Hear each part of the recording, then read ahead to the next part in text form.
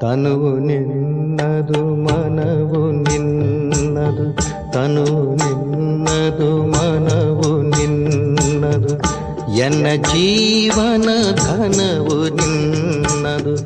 ನಾನು ನಿನ್ನವನೆಂಬ ಹೆಮ್ಮೆಯ ಋಣವು ಮಾತ್ರವೇ ನನ್ನದು. ತನು ನಿನ್ನದು ಮನವು ನಿನ್ನದು.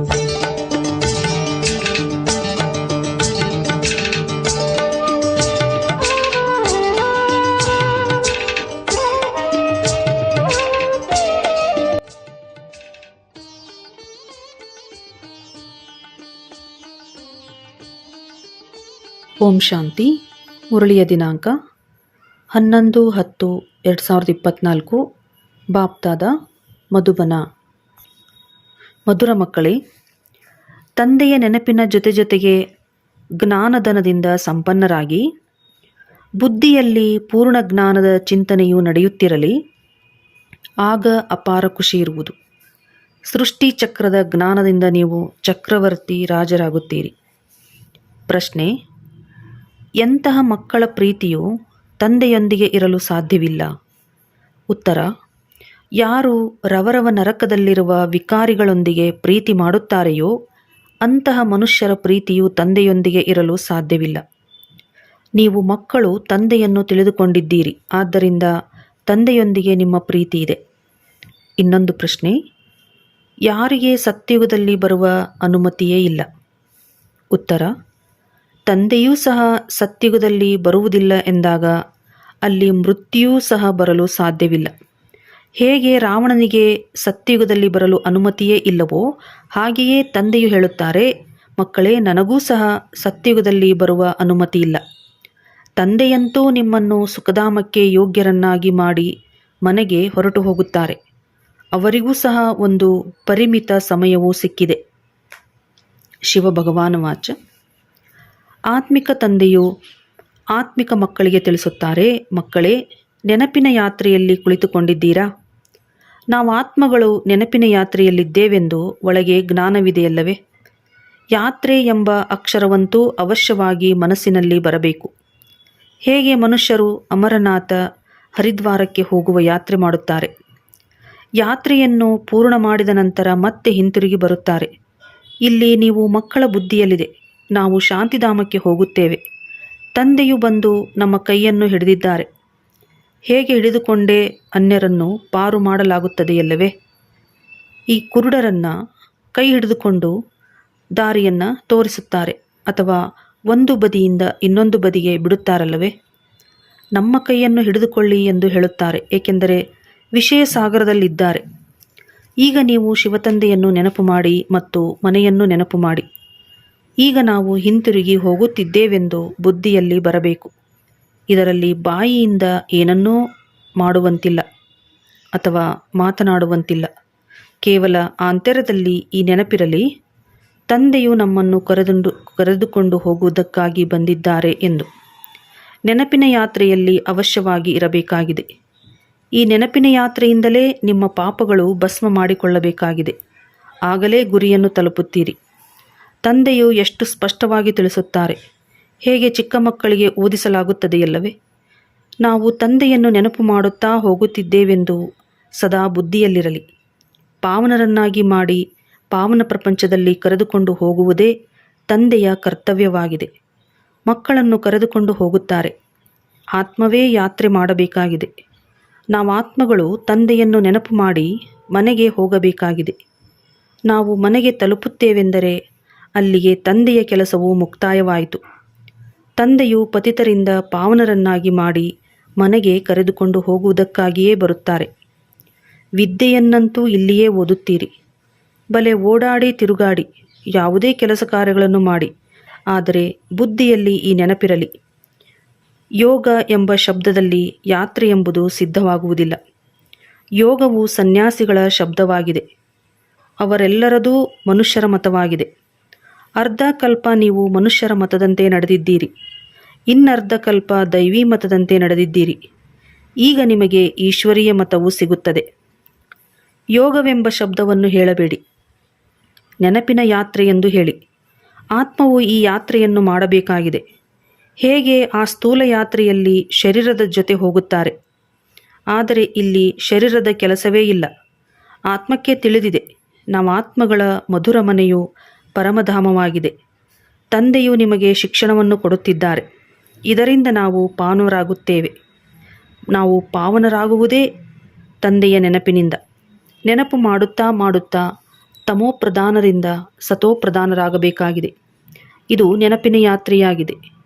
ನಾವು ಶಿವತಂದೆಯ ನೆನಪಿನಲ್ಲಿ ಕುಳಿತುಕೊಳ್ಳುತ್ತೇವೆ, ಏಕೆಂದರೆ ಮನೆ ಅಂದರೆ ತಂದೆಯ ಬಳಿಯೇ ಹೋಗಬೇಕಾಗಿದೆ.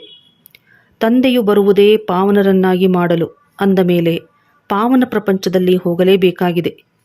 ತಂದೆಯು ಪಾವನರನ್ನಾಗಿ ಮಾಡುತ್ತಾರೆ, ಆದರೆ ನಂಬರ್ವಾರ್ ಪುರುಷಾರ್ಥದ ಅನುಸಾರ ನೀವು ಪಾವನ ಪ್ರಪಂಚದಲ್ಲಿ ಹೋಗುತ್ತೀರಿ.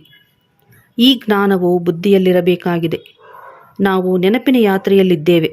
ನಾವು ಮತ್ತೆ ಇದೇ ಮೃತ್ಯುಲೋಕದಲ್ಲಿ ಹಿಂತಿರುಗಿ ಬರುವಂತಿಲ್ಲ. ನಮ್ಮನ್ನು ಮನೆಯ ತನಕ ತಲುಪಿಸುವುದೇ ತಂದೆಯ ಕೆಲಸವಾಗಿದೆ. ತಂದೆಯು ಮಾರ್ಗವನ್ನು ತಿಳಿಸುತ್ತಾರೆ. ಈಗ ನೀವಂತೂ ಮೃತ್ಯುಲೋಕದಲ್ಲಿದ್ದೀರಿ. ನಂತರ ಅಮರಲೋಕ ಹೊಸ ಪ್ರಪಂಚದಲ್ಲಿ ಇರುತ್ತೀರಿ. ತಂದೆಯು ನಿಮ್ಮನ್ನು ಯೋಗ್ಯರನ್ನಾಗಿ ಮಾಡಿಯೇ ಮಾಡುತ್ತಾರೆ. ಸುಖದಲ್ಲಿ ತಂದೆಯು ಕರೆದುಕೊಂಡು ಹೋಗುವುದಿಲ್ಲ.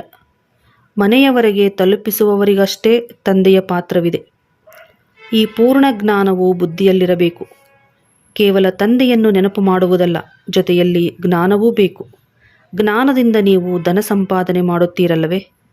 ಈ ಸೃಷ್ಟಿಚಕ್ರದ ಜ್ಞಾನದಿಂದ ನೀವು ಚಕ್ರವರ್ತಿ ರಾಜರಾಗುತ್ತೀರಿ. ಬುದ್ಧಿಯಲ್ಲಿ ಈ ಜ್ಞಾನವಿದೆ. ಇದರಲ್ಲಿ ಚಕ್ರವನ್ನು ಸುತ್ತುತ್ತಿದ್ದೇವೆ. ಮತ್ತೆ ನಾವು ಮನೆಗೆ ಹೋದ ನಂತರ ಹೊಸದಾಗಿ ಚಕ್ರವು ಪ್ರಾರಂಭವಾಗುವುದು. ಇದೆಲ್ಲ ಜ್ಞಾನವು ಬುದ್ಧಿಯಲ್ಲಿದ್ದಾಗ ಖುಷಿಯ ನಶೆ ಇರುತ್ತದೆ. ತಂದೆಯನ್ನೂ ನೆನಪು ಮಾಡಬೇಕು ಮತ್ತು ಶಾಂತಿಧಾಮ ಸುಖಧಾಮವನ್ನೂ ನೆನಪು ಮಾಡಬೇಕು. 84 ಜನ್ಮಗಳ ಚಕ್ರವನ್ನು ಒಂದು ವೇಳೆ ನೆನಪು ಮಾಡದಿದ್ದರೆ ಚಕ್ರವರ್ತಿ ರಾಜರು ಹೇಗಾಗುತ್ತೀರಿ? ಕೇವಲ ಒಂದನ್ನಷ್ಟೇ ನೆನಪು ಮಾಡುವುದು ಸನ್ಯಾಸಿಗಳ ಕೆಲಸವಾಗಿದೆ, ಏಕೆಂದರೆ ಅವರು ಇದನ್ನು ತಿಳಿದುಕೊಂಡಿಲ್ಲ. ಬ್ರಹ್ಮತತ್ವವನ್ನೇ ನೆನಪು ಮಾಡುತ್ತಾರೆ. ತಂದೆಯಂತೂ ಬಹಳ ಚೆನ್ನಾಗಿ ತಿಳಿಸುತ್ತಾರೆ. ನೆನಪು ಮಾಡುತ್ತಾ ಮಾಡುತ್ತಾ ನಿಮ್ಮ ಪಾಪಗಳು ಭಸ್ಮವಾಗಬೇಕಾಗಿದೆ. ಮೊದಲಿಗೆ ಮನೆಗೆ ಹೋಗಬೇಕಾಗಿದೆ. ಇದು ಆತ್ಮಿಕ ಯಾತ್ರೆಯಾಗಿದೆ.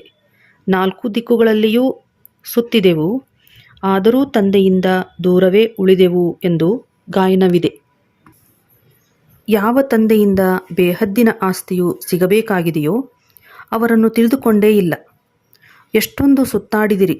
ಕೆಲವರು ಪ್ರತಿ ವರ್ಷವೂ ಯಾತ್ರೆ ಮಾಡುತ್ತಾರೆ. ಬಹಳಷ್ಟು ಹಣವಿದ್ದಾಗ ಯಾತ್ರೆಯನ್ನು ಮಾಡುವ ಆಸಕ್ತಿ ಇರುತ್ತದೆ. ನಿಮ್ಮದಂತೂ ಆತ್ಮಿಕ ಯಾತ್ರೆಯಾಗಿದೆ. ನಿಮಗಾಗಿ ಹೊಸ ಪ್ರಪಂಚವಾಗುತ್ತದೆ. ನಂತರ ನೀವು ಹೊಸ ಪ್ರಪಂಚದಲ್ಲಿಯೇ ಬರುತ್ತೀರಿ. ಅದಕ್ಕೆ ಅಮರಲೋಕವೆಂದು ಹೇಳಲಾಗುತ್ತದೆ. ಯಾರನ್ನಾದರೂ ತೆಗೆದುಕೊಂಡು ಹೋಗಲು ಸತ್ಯುಗದಲ್ಲಿ ಮೃತ್ಯುವೇ ಇರುವುದಿಲ್ಲ. ಹೊಸ ಪ್ರಪಂಚಕ್ಕೆ ಬರಲು ಮೃತ್ಯುವಿಗೆ ಅನುಮತಿಯೇ ಇಲ್ಲ. ಇದು ರಾವಣನ ಹಳೆಯ ಪ್ರಪಂಚವಲ್ಲವೇ? ನೀವು ತಂದೆಯನ್ನು ಇಲ್ಲಿಯೇ ಕರೆಯುತ್ತೀರಿ. ತಂದೆಯು ತಿಳಿಸುತ್ತಾರೆ, ನಾನು ಹಳೆಯ ಪ್ರಪಂಚ ಮತ್ತು ಹಳೆಯ ಶರೀರದಲ್ಲಿ ಬರುತ್ತೇನೆ. ಹೊಸ ಪ್ರಪಂಚದಲ್ಲಿ ಬರಲು ನನಗೂ ಅನುಮತಿ ಇಲ್ಲ.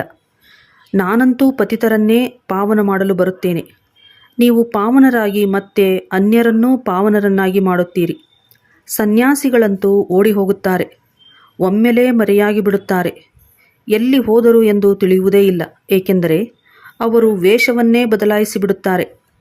ಹೇಗೆ ಪಾತ್ರಧಾರಿಗಳು ವೇಷವನ್ನು ಬದಲಾಯಿಸುತ್ತಾರೆ. ಕೆಲವೊಮ್ಮೆ ಪುರುಷರಿಂದ ಸ್ತ್ರೀಯರಾಗುತ್ತಾರೆ, ಇನ್ನು ಕೆಲವೊಮ್ಮೆ ಸ್ತ್ರೀಯರಿಂದ ಪುರುಷರಾಗಿ ಬಿಡುತ್ತಾರೆ. ಹಾಗೆಯೇ ಈ ಸನ್ಯಾಸಿಗಳು ಸಹ ರೂಪವನ್ನು ಬದಲಾಯಿಸುತ್ತಾರೆ. ಸತ್ಯುಗದಲ್ಲಿ ಇಂತಹ ಮಾತುಗಳಿರುವುದಿಲ್ಲ. ತಂದೆಯು ತಿಳಿಸುತ್ತಾರೆ, ನಾನು ಹೊಸ ಪ್ರಪಂಚವನ್ನು ಸ್ಥಾಪನೆ ಮಾಡುವುದಕ್ಕಾಗಿಯೇ ಬರುತ್ತೇನೆ. ನೀವು ಮಕ್ಕಳು ಅರ್ಧಕಲ್ಪ ರಾಜ್ಯ ಮಾಡುತ್ತೀರಿ. ನಂತರ ನಾಟಕದ ಯೋಜನೆಯ ಅನುಸಾರ ದ್ವಾಪರಯುಗವು ಪ್ರಾರಂಭವಾಗುತ್ತದೆ. ದೇವತೆಗಳು ವಾಮ ಮಾರ್ಗದಲ್ಲಿ ಹೋಗಿಬಿಡುತ್ತಾರೆ. ಅವರ ಬಹಳ ಕೊಳಕು ಚಿತ್ರಗಳೂ ಸಹ ಜಗನ್ನಾಥಪುರಿಯಲ್ಲಿದೆ. ಜಗನ್ನಾಥನ ಮಂದಿರವಿದೆ. ಹಾಗೆ ನೋಡಿದರೆ ಅವರ ರಾಜಧಾನಿಯೂ ಇತ್ತು. ಅವರೇ ವಿಶ್ವದ ಮಾಲೀಕರಾಗಿದ್ದರು. ಅವರನ್ನು ಕಪ್ಪಾಗಿ ತೋರಿಸುತ್ತಾರೆ. ಈ ಜಗನ್ನಾಥ ಮಂದಿರದಲ್ಲಿ ನೀವು ಬಹಳಷ್ಟು ತಿಳಿಸಬಹುದು. ಮತ್ಯಾರೂ ಇದರ ಅರ್ಥವನ್ನು ತಿಳಿಸಲು ಸಾಧ್ಯವಿಲ್ಲ. ದೇವತೆಗಳೇ ಪೂಜ್ಯರಿಂದ ಪೂಜಾರಿಗಳಾಗುತ್ತಾರೆ, ಆದರೆ ಮನುಷ್ಯರು ಪ್ರತಿಯೊಂದು ಮಾತಿನಲ್ಲಿ ತಾವೇ ಪೂಜ್ಯ, ತಾವೇ ಪೂಜಾರಿ ಎಂದು ಭಗವಂತನಿಗೆ ಹೇಳುತ್ತಾರೆ. ಅಂದರೆ ತಾವೇ ಸುಖವನ್ನು ಕೊಡುತ್ತೀರಿ, ತಾವೇ ದುಃಖವನ್ನು ಕೊಡುತ್ತೀರಿ ಎಂದು. ತಂದೆಯು ತಿಳಿಸುತ್ತಾರೆ, ನಾನಂತೂ ದುಃಖವನ್ನು ಯಾರಿಗೂ ಕೊಡುವುದೇ ಇಲ್ಲ. ಇದು ತಿಳುವಳಿಕೆಯ ಮಾತಾಗಿದೆ. ಮಗುವಿನ ಜನ್ಮವಾದಾಗ ಖುಷಿಯಾಗುತ್ತದೆ. ಮತ್ತೆ ಆ ಮಗು ಶರೀರ ಬಿಟ್ಟಾಗ ಅಳಲು ಪ್ರಾರಂಭಿಸುತ್ತಾರೆ. ಆಗ ಭಗವಂತನು ದುಃಖ ಕೊಟ್ಟರು ಎಂದು ಹೇಳುತ್ತಾರೆ. ಅರೆ, ಈ ಅಲ್ಪಕಾಲದ ಸುಖ ದುಃಖವು ನಿಮಗೆ ರಾವಣ ರಾಜ್ಯದಲ್ಲಿಯೇ ಸಿಗುತ್ತದೆ. ನನ್ನ ರಾಜ್ಯದಲ್ಲಿ ದುಃಖದ ಮಾತಿರುವುದಿಲ್ಲ.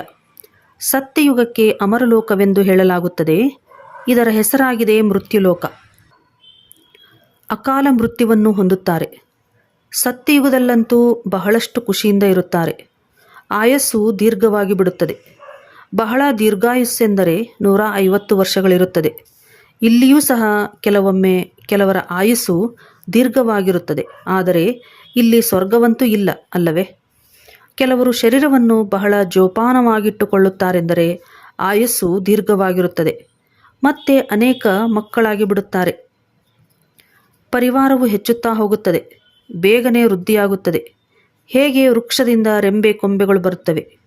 50 ರೆಂಬೆಗಳು ಮತ್ತು ಅದರಿಂದ ಇನ್ನೂ 50 ರೆಂಬೆ ಕೊಂಬೆಗಳು ಹೆಚ್ಚುತ್ತಾ ಹೋಗುತ್ತದೆ. ಎಷ್ಟೊಂದು ವೃದ್ಧಿ ಹೊಂದುತ್ತದೆ. ಇಲ್ಲಿಯೂ ಸಹ ಹಾಗೆಯೇ. ಆದ್ದರಿಂದ ಇದನ್ನು ಆಲದ ಮರಕ್ಕೆ ಹೋಲಿಸಲಾಗುತ್ತದೆ. ಇಡೀ ವೃಕ್ಷವು ನಿಂತಿದೆ, ಆದರೆ ಅದರ ಬುನಾದಿಯೇ ಇಲ್ಲ. ಇಲ್ಲಿಯೂ ಸಹ ಆದಿಸನಾತನ ದೇವಿ ದೇವತಾ ಧರ್ಮದ ತಳಹದಿಯೇ ಇಲ್ಲ. ದೇವತೆಗಳು ಯಾವ ಸಮಯದಲ್ಲಿ ಇದ್ದರು ಎಂದು ಯಾರಿಗೂ ತಿಳಿದಿಲ್ಲ. ಲಕ್ಷಾಂತರ ವರ್ಷಗಳೆಂದು ಹೇಳುತ್ತಾರೆ. ಮೊದಲು ನೀವೂ ಸಹ ಈ ವಿಚಾರಗಳನ್ನು ಮಾಡುತ್ತಿರಲಿಲ್ಲ. ತಂದೆಯು ಬಂದು ಇವೆಲ್ಲ ಮಾತುಗಳನ್ನು ತಿಳಿಸುತ್ತಾರೆ. ನೀವೀಗ ತಂದೆಯನ್ನು ತಿಳಿದುಕೊಳ್ಳುತ್ತೀರಿ ಮತ್ತು ನಾಟಕದ ಆದಿ ಮಧ್ಯ ಅಂತ್ಯದ ಒಂದು ಕಾಲಾವಧಿಯನ್ನು ತಿಳಿದುಕೊಂಡು ಬೇರೆಯವರಿಗೂ ತಿಳಿಸಿಕೊಡುತ್ತೀರಿ. ಹೊಸ ಪ್ರಪಂಚದಿಂದ ಹಳೆಯದು, ಹಳೆಯದಿಂದ ಹೊಸದಾಗುತ್ತದೆ ಎಂದು ಯಾರೂ ತಿಳಿದುಕೊಂಡಿಲ್ಲ. ಈಗ ನೀವು ಮಕ್ಕಳು ನೆನಪಿನ ಯಾತ್ರೆಯಲ್ಲಿ ಕುಳಿತುಕೊಳ್ಳುತ್ತೀರಿ. ಈ ನಿಮ್ಮ ಯಾತ್ರೆಯು ನಿತ್ಯವೂ ನಡೆಯುತ್ತದೆ. ನಡೆಯುತ್ತಾ ತಿರುಗಾಡುತ್ತಾ ಈ ನೆನಪಿನ ಯಾತ್ರೆಯಲ್ಲಿರಿ. ಇದು ಆತ್ಮಿಕ ಯಾತ್ರೆಯಾಗಿದೆ. ನೀವು ತಿಳಿದುಕೊಂಡಿದ್ದೀರಿ, ಭಕ್ತಿ ಮಾರ್ಗದಲ್ಲಿಯೂ ಸಹ ತೀರ್ಥಯಾತ್ರೆಗಳಿಗೆ ಹೋಗುತ್ತಿದ್ದೆವು. ಯಾರು ಪಕ್ಕಾ ಭಕ್ತರಿರುವರೋ ಅವರು ಅನೇಕ ಬಾರಿ ಯಾತ್ರೆಯನ್ನು ಮಾಡಿದ್ದಾರೆ. ಒಬ್ಬ ಶಿವನ ಭಕ್ತಿಯನ್ನೇ ಮಾಡಬೇಕಾಗಿದೆ. ಅದು ಅವ್ಯಭಿಚಾರಿ ಭಕ್ತಿಯಾಗಿದೆ. ನಂತರ ದೇವತೆಗಳ ಭಕ್ತಿಯಾಗಿದೆ. ಅನಂತರ ಪಂಚತತ್ವಗಳ ಭಕ್ತಿಯನ್ನು ಮಾಡುತ್ತಾರೆ. ದೇವತೆಗಳ ಭಕ್ತಿಯಾದರೂ ಒಳ್ಳೆಯದು, ಏಕೆಂದರೆ ಅವರ ಶರೀರವು ಸತೋಪ್ರಧಾನವಾಗಿದೆ. ಮನುಷ್ಯರ ಶರೀರವು ಪತಿತವಾಗಿದೆ ಎಂದರೆ ದೇವತೆಗಳು ಪಾವನರಾಗಿದ್ದಾರೆ. ನಂತರ ದ್ವಾಪರದಿಂದ ಹಿಡಿದು ಎಲ್ಲರೂ ಪತಿತರಾಗಿ ಬಿಟ್ಟಿದ್ದಾರೆ. ಕೆಳಗಿಳಿಯುತ್ತಲೇ ಬರುತ್ತಾರೆ. ಏಣಿಯ ಚಿತ್ರವು ತಿಳಿಸುವುದಕ್ಕೆ ಬಹಳ ಚೆನ್ನಾಗಿದೆ. ಜಿನ್ನನ ಕಥೆಯನ್ನು ತಿಳಿಸುತ್ತಾರಲ್ಲವೇ? ಇದೆಲ್ಲ ದೃಷ್ಟಾಂತಗಳು ಈ ಸಮಯದ್ದಾಗಿದೆ. ನಿಮ್ಮೆಲ್ಲರ ಮೇಲೆ ಮಾಡಲ್ಪಟ್ಟಿದೆ.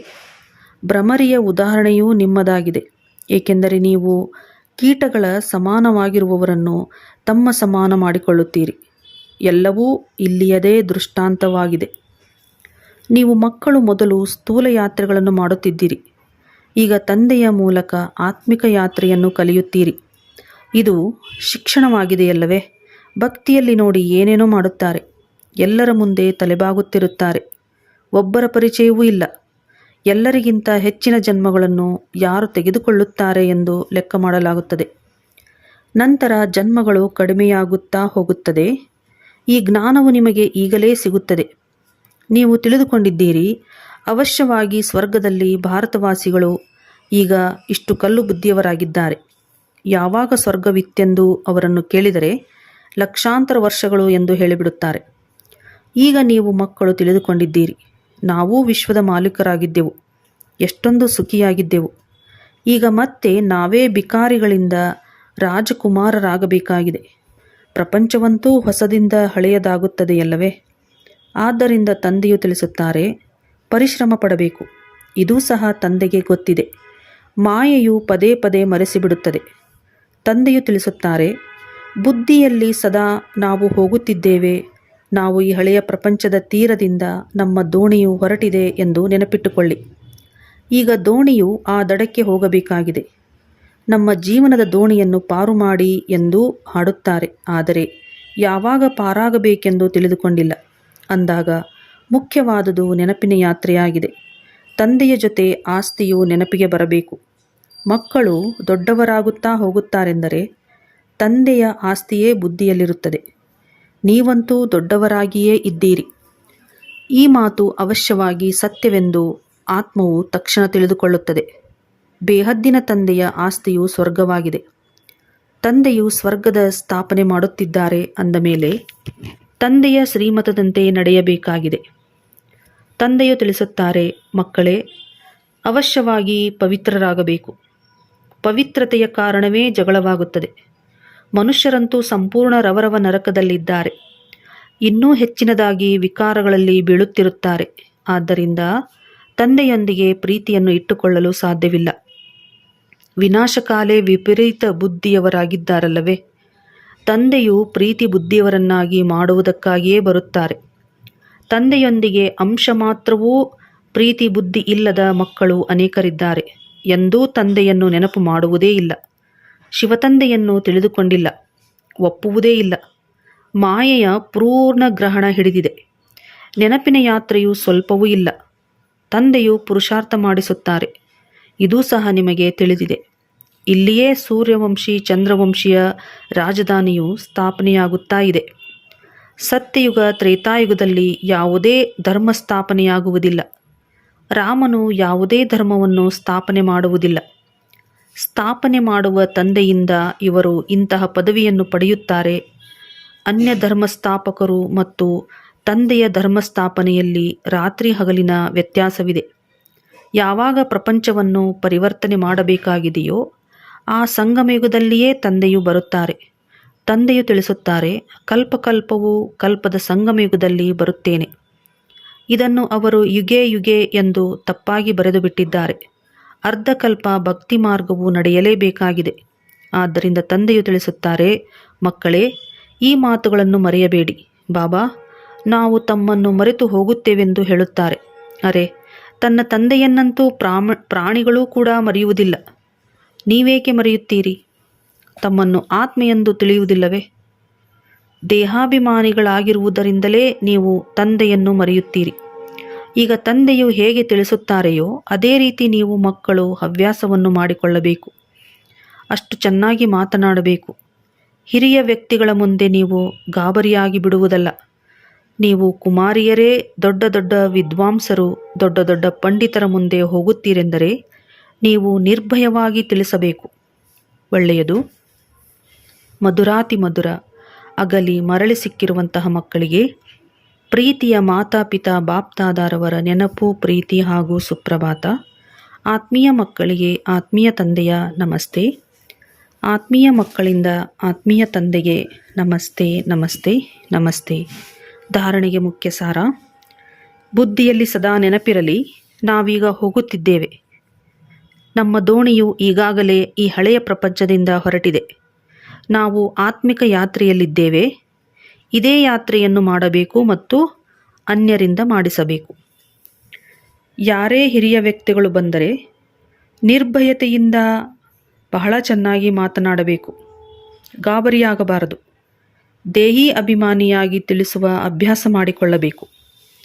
ವರದಾನ: ವ್ಯರ್ಥ ಹಾಗೂ ಮಾಯೆಯಿಂದ ಮುಗ್ಧರಾಗಿದ್ದು ದಿವ್ಯತೆಯ ಅನುಭವವನ್ನು ಮಾಡಿಸುವ ಮಹಾನ್ ಆತ್ಮ ಆಗಿರಿ.